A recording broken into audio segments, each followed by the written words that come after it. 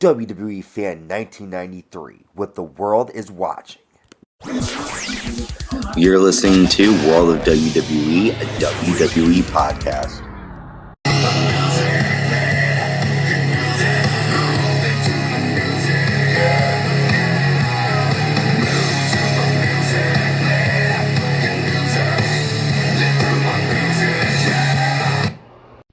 Hey guys, you're listening to World of WWE, a WWE podcast. I'm Ant. And I'm Carlos. What's up, guys? And tonight we are covering Monday Night Raw from March 29th, 2021. It was actually my fiance Dory's birthday, so happy birthday to her. Happy birthday. Yay. But yeah, it was a pretty decent night on Raw. A lot happened. Some good, some bad. Some people said that they felt like they were watching a circus, and some people really enjoyed it. So I guess we will see how we felt throughout the night. So we see Drew McIntyre enters the arena, and has a target on his back set by Bobby Lashley. Basically, whoever can take out Drew McIntyre will be getting some good money. And Drew is just saying that whoever comes to attack me is going to get a good old-fashioned Scottish ass kicking. No. It was whoever comes in attacks is going to get a title match for WrestleMania instead of Drew. Oh, really? Yeah, he said whoever attacks him they're gonna replace Drew at WrestleMania. Oh, that's so stupid. Okay, I'm sorry, guys. I'm delivering the wrong news here. Really? Carlos, I'm finding this out in real session in real time. So that's my real. You didn't know? No, I thought it was like whoever takes him out earns money. I literally thought that's what it was. No. He said whoever takes out Drew McIntyre is gonna replace him at WrestleMania. You're gonna get a title match. Well, we'll go over who that will be later on. So It was a couple people that I'll go over it. But there was only one that was successful, right? Yep, yes sir. So,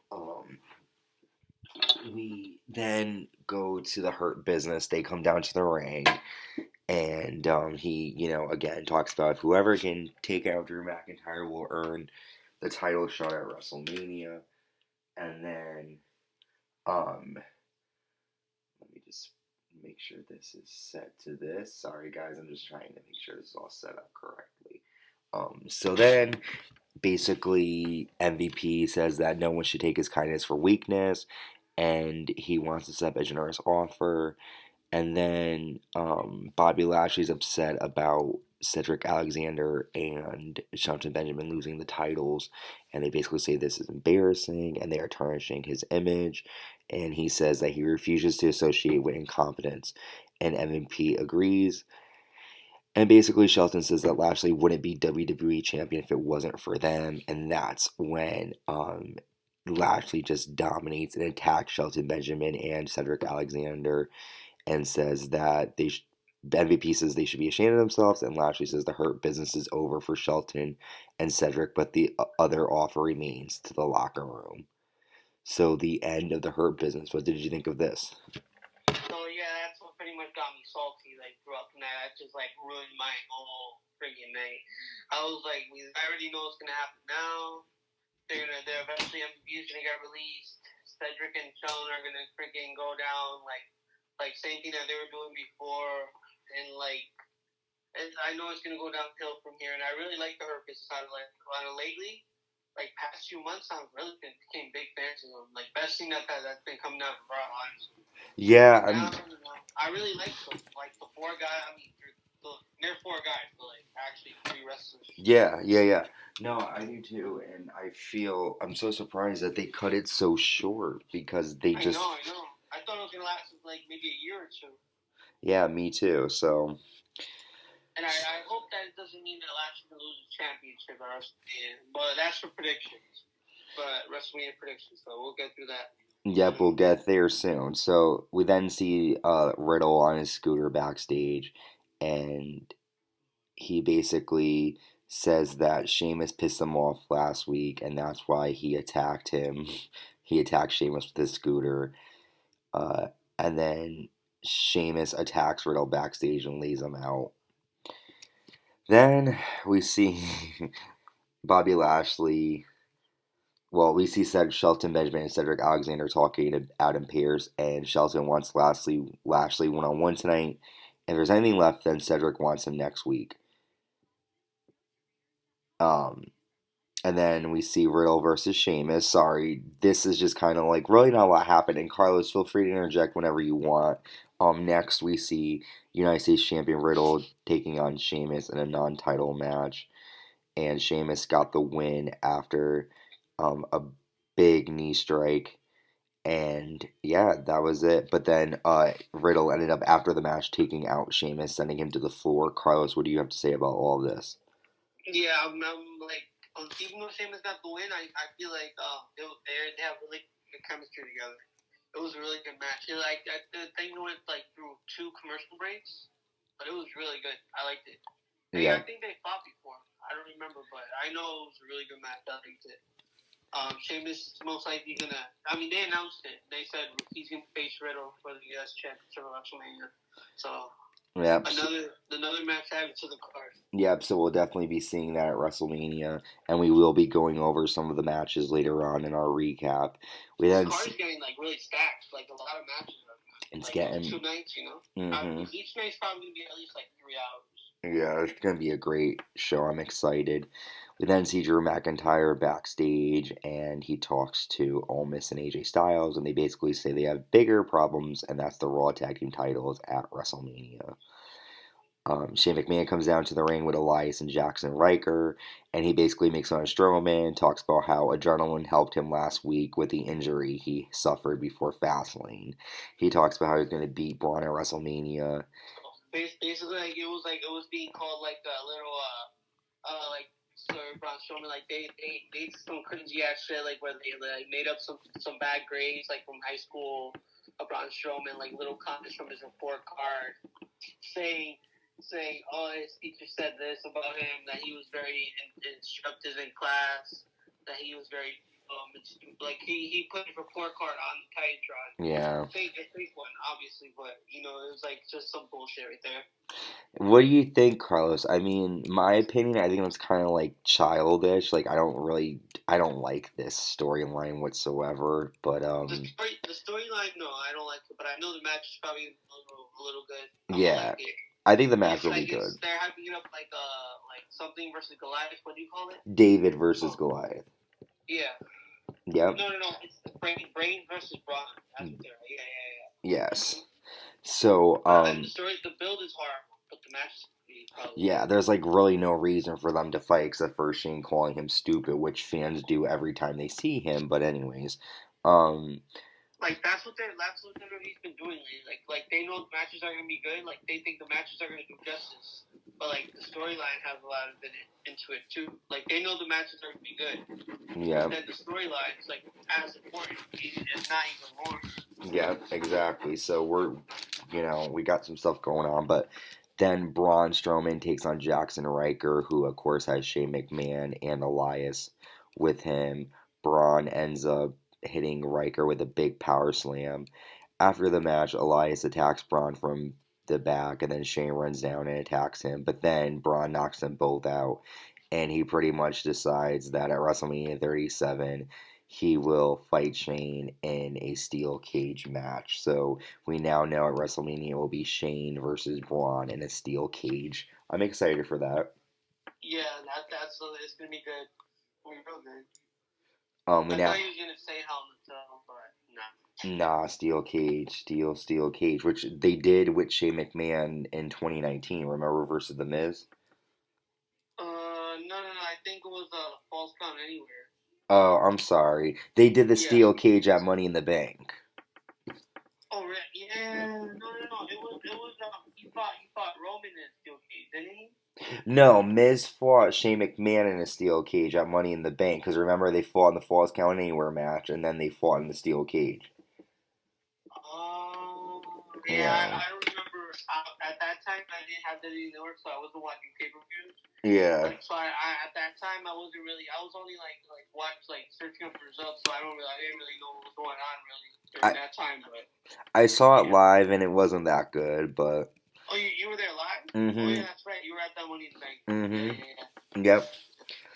Now The Miz and John Morrison are showing the dirt sheet, and they're making fun of. God. Yeah, they make fun of Bad Bunny, and they basically make fun of him, and they show their new video, Hey Hey Hop Hop. They make fun of Bad Bunny. They make fun.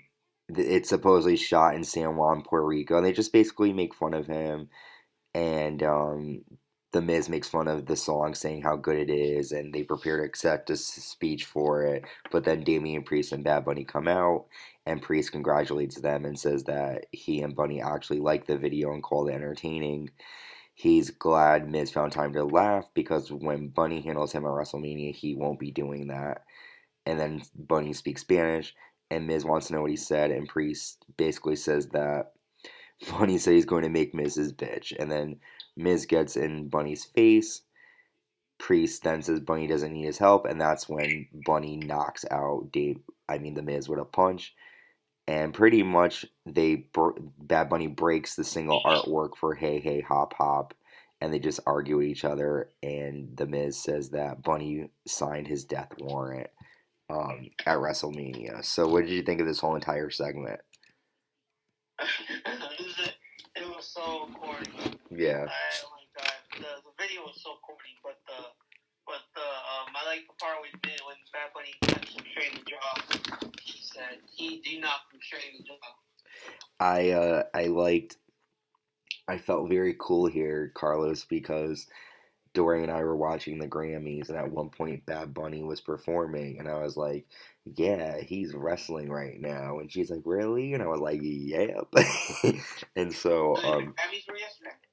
no, this was back in like early February, but this is when he started to this is right before he won the 24/7 title. Or no, he did win he was 24/7 champion at the time of the Grammys.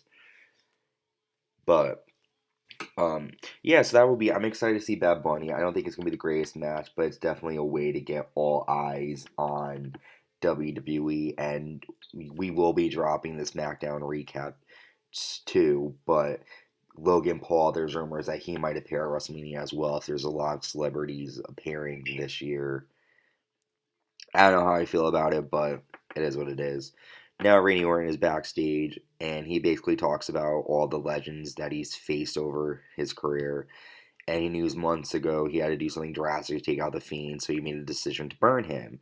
No man could survive that, but he wanted the Fiend gone so bad he ignored the fact that the Fiend is not a man, and he calls the Fiend an abomination from hell. Orton says that he knows Alexa had him set up for a trap in their match at Fastlane. At least he knows what he's dealing with now.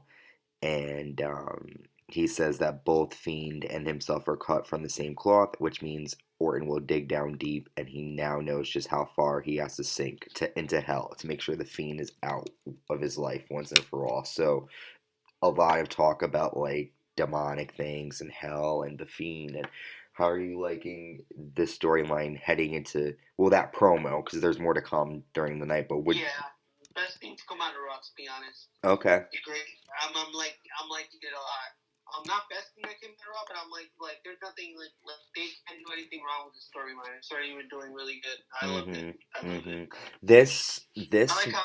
Go ahead. Are you talking about the part when Alexa Playground? No, we haven't gotten there yet. I was just talking about Orton's promo before the Playground, where he's basically calling the Fiend an abomination, and he says that he now knows how far he has to sink into hell to make sure the Fiend is gone. I don't know if there's any if they can go any farther. Like this is what's the furthest that they can go, you know? And this match, I feel like this match is the only one that has been escalating since last year. This is the only match that's had long-term storytelling, and I think that's why we're both very excited for this one. Yeah. The payoff, WrestleMania. I think there's another one, no? Is that it? I think there's another storyline that's been like going on for a while. I'm trying to think myself. We'll go when I go over the card. We'll talk. Next, we have WWE Champion Bobby Lashley, of course, with MVP taking on Shelton Benjamin, who obviously the Hurt Business is no longer together. Bobby Lashley gets the win after the Hurt Lock, and that's pretty much it. The New Day brings some games to Omos and AJ Styles in the back for game night to make sure that they're on the same page as a new team. And then AJ talks about his match with Woods, and he says that they're going to take their titles at WrestleMania, and just a sort of silly way to sort of prepare. So then they have game night, which includes Jenga, charades, Rock'em Sock'em. Now I'm starting to see why it was like called circuits. Yes. Yes. Jenga, charades, Rock'em Sock'em Robots, Uno, Connect Four, and a couple of other games. And charades is up first, and then Pictionaries, and Almost gets upset, and then he basically says he's tired of games, and all that matters is that he and AJ will win the titles at WrestleMania. He says they will show what they were all about at WrestleMania when they become champions. And that was pretty much it. There really wasn't anything to say from that. We then. The only thing I have to say is I noticed, like, I was getting annoyed with Omos because I know he was, like, getting so mad, like, he didn't even say a word. And I know he's probably, like, thinking the same thing, like, what the fuck is this shit, you know? It's very he corny. Didn't say a word. He didn't participate. It was very corny.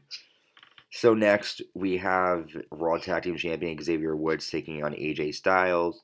However, this match is a disqualification because Almas comes in and kicks Xavier Woods off the top rope, off the apron. And then he knocks, he kicks Xavier Woods, yes. And then he also, like, catches him and drops him in, like, a power slam or something. He then drops Kofi off he picks him up from the apron, press slams him, and launches him over the barrier into the crowd, showing his prowess and how powerful he really is. They pretty much attack Xavier Woods, hit him with a double choke slam, and pretty much AJ and Omos are dominant. What did you think of this segment and match? The segment, like the English segment, I didn't really care for. The match was okay. It's just, I don't know. I don't really have too much interest into the storyline. Yeah. I agree. I'm just anticipating to see what this guy can do. Yeah, I don't know if you are aware of this, Carlos, but during Raw Underground, Omos was the Yeah, I know he was the ninja. Guard. Also he was the ninja. Oh yeah. That was him. Really? Yeah, so if you want to go back and sort of like watch and sort of see, you might get an idea of what he can do because that was him. Yeah. I remember he went face with Big Show. Yeah, that's him. All right, so now we have That was like early in the pandemic era. That was, yeah. So Alexa Bliss is welcoming everyone to Alexa's playground. She has her Jack in the Box, and she tells everyone how there used to be. What was it? She tells us how there used to be these used to be called Devil in a Box. Oh, okay. She's talking about the Jack in the Box. How in centuries ago they used to call it Devil in a Box, and Bliss talks about how he was weakened at TLC. Orton burned the Fiend alive and thought he was gone forever, but he was wrong. The Fiend's soul was just trapped inside her Fiend in a box. Bliss says you can't trap people forever, and all the Fiend needed was time, and now he's salivating at the idea of standing across Orton at WrestleMania. She says that Orton's biggest mistake is understanding what's next. He doesn't know what's next, but she'll give Orton and all the Fireflies a tiny little hint. At WrestleMania 37, the Legend Killer dies. And then Bliss starts laughing, and the little creature pops out. Bliss looks next to her, and the Fiend is sitting on the other swing, and the segment ends. That was a really crazy good segment. What did you think? Yeah, same. I loved it. I love how the Fiend showed up next to her. It was so cool. The Legend Killer dies at WrestleMania. I'm excited. We'll see. I don't know about that. We'll have to see. Drew McIntyre is backstage, and he talks. Ding ding ding for 1 second. Yep. I ordered some.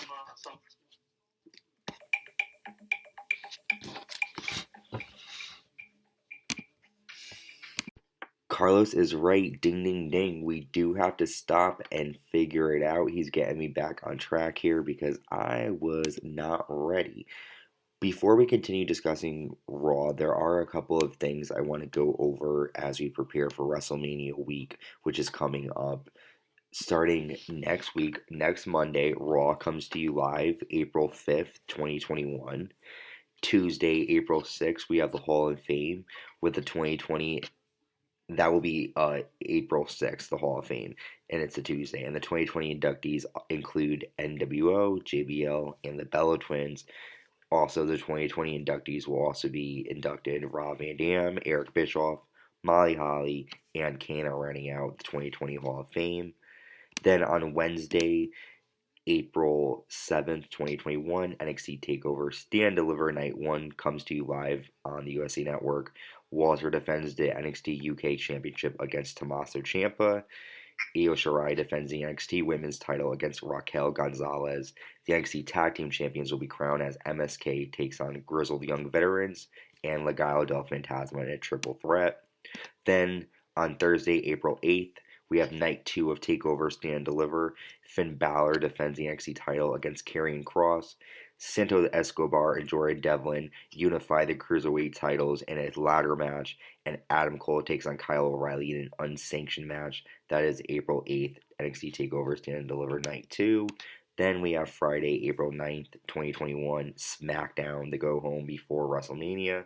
Then we have WrestleMania 37 Night 1, April 10th, 2021. Some of the matches include Bad Bunny versus The Miz, Cesaro versus Seth Rollins, Sasha Banks defending her SmackDown Women's title against the EST of WWE, Bianca Belair, and the WWE Champion Bobby Lashley, at this point in time, defending against Drew McIntyre. We'll discuss that later on. And then, of course, WrestleMania 37 Night 2, April 11th, 2021. Sami Zayn taking on Kevin Owens. Asuka defends her Raw Women's title against Rhea Ripley. The Fiend takes on Randy Orton. And Roman Reigns defends his Universal title against Edge and Daniel Bryan in a triple threat match. Or night one, you forgot to say almost versus almost and AJ Styles versus New Day. Yep, I'm not going to cover all of the matches today. Those are just sort of like the main matches that everyone's going to be kind of like looking for. But yes, the tag titles will be on the line, and we'll be dropping our prediction video shortly, so be on the lookout for that. So let's continue talking about Raw.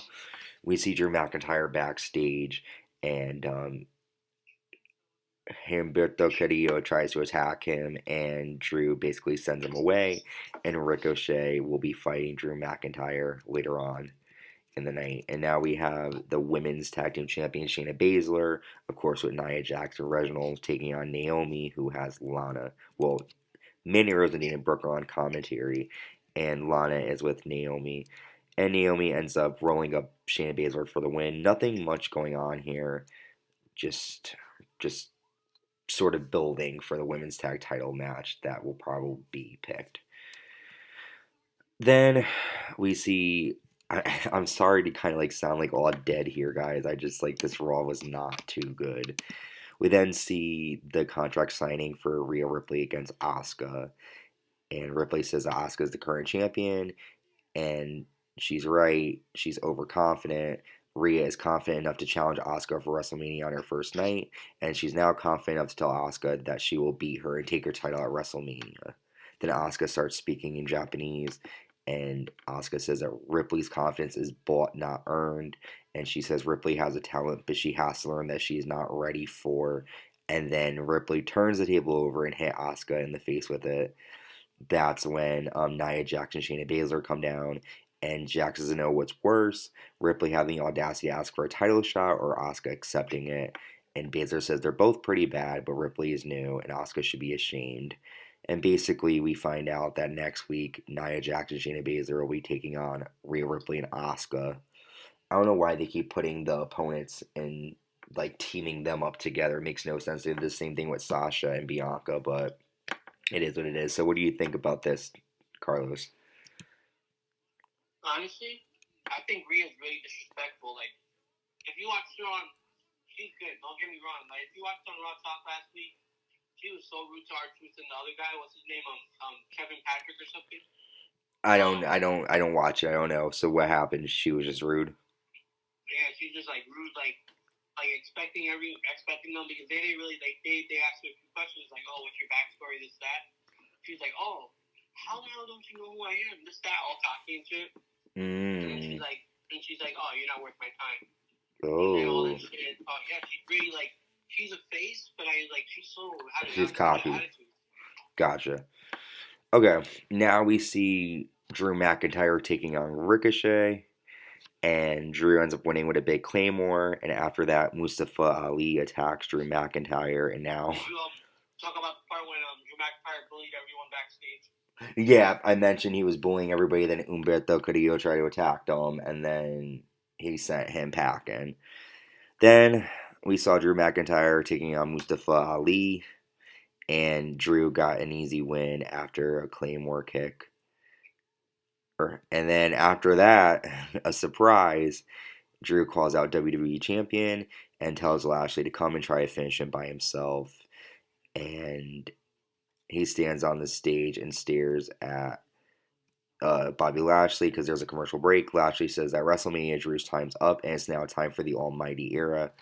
Drew gives Lashley praise, and he basically just says that he would be the man in this company if Drew didn't exist. And he said that Lashley proved tonight he's afraid of Drew, and the two of them fought. And Drew ended up getting the upper hand until SmackDown superstar King Corbin attacked Drew from behind, and Corbin hit Drew with a deep six. Lashley applied the Hurt Lock as King Corbin yelled in Drew's face, and pretty much Lashley held the world title, and Corbin stood next to him and looked up at the title. So, guys, it happened. We might see King Corbin versus Bobby Lashley at WrestleMania. What do you think, Carlos? I don't think that's gonna happen. No, I don't. I think Drew's gonna be back by next week. And but, so, I am. Like I think I said before, King Corbin is growing on me a lot. I've been liking him lately. Yeah. At first, I never really liked him. I think he lacked character, but now it's like, I don't know. It's like something about him is like I'm liking a lot. Yeah, I do like Drew, and I think they're gonna have a good match. And that was it for Raw. But before we go, I do have some other news to let you guys know. So on April 9th, which will be a Friday, April 9th, I will be dropping my favorite Mania matches. And these will be a collection of matches that myself, Carlos, and Dan have curated. We love WrestleMania, and we're picking our favorite WrestleMania matches, and we're going to be talking about them and recapping them just in time for WrestleMania. So that will be dropping on April 9th, which is a Friday. And also, this upcoming Friday, my days are getting mixed up, April 2nd, I will be premiering the Top 50 Female WWE Superstars Countdown Recap show. The countdown premiered on the Peacock and on the WWE Network, and I will be going over the list and everything like that. So, WrestleMania is right around the corner, Carlos. It's going to be a good show. A lot of stuff happened on Raw. It was kind of like a circus, but that's how WWE has been lately. But I am excited for WrestleMania, and yeah, any last words? No, that's everything. Yeah, I'm pretty excited too. It's gonna be a great show. Well, Carlos, I've been needing to ask you this. Go ahead. Who do you want to see main event night one? I know that they're going back and forth with that. I want to see. Social media. I personally really want to see Bianca and Sasha. I agree. That's what I want to see too. I agree. I want to see that main event, but I have a feeling it's going to be Lashley versus Drew. But I do want to see Bianca and Sasha main event. But we'll see. But all right, you guys, thank you for checking us out. Be on the lookout for more stuff. We appreciate you for checking us out on YouTube and Spotify, Apple Podcasts, everywhere. Thank you for tuning in, and we will see you soon. Carlos, do you want to tell them where they can find you? You can find me on Instagram. I'm all about WWE 2020, and you can find our fan page, World of WWE. Yep. All right, you guys, stay safe, and we will talk to you soon. Bye.